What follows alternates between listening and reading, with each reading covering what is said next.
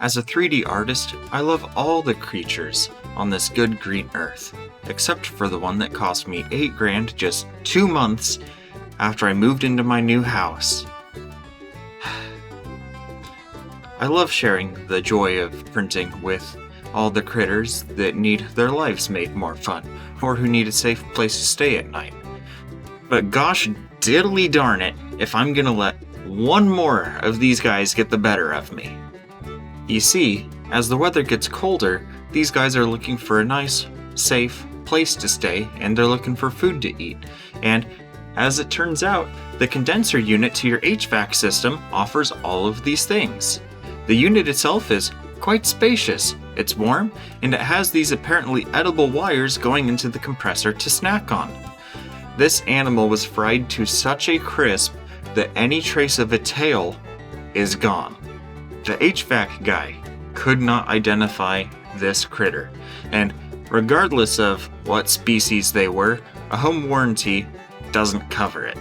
So, several weeks after moving in, I had to get the entire HVAC system replaced. All because of this one little gap right here. But what's this? A 30 seconds to design and 30 minutes to 3D print piece to the rescue?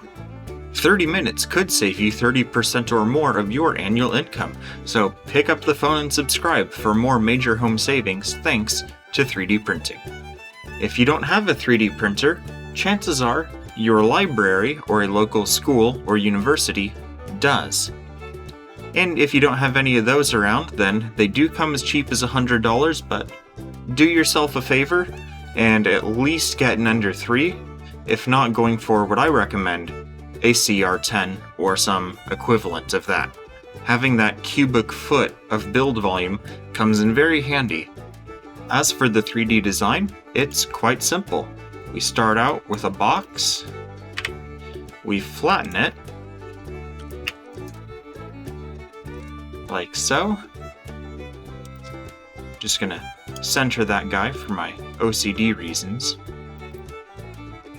Convert him to an editable mesh or editable poly here in 3ds Max, either one is fine. Go ahead and select this polygon here and extrude him. And we'll go ahead and do it on the other side too, because every extrusion needs a friend. And we'll extrude one more time. And just like that, you've got the world's simplest critter guard. As for materials, PLA is super common, and since it's made from sugar, it's pretty sweet, but not nearly as sweet as the person watching this video.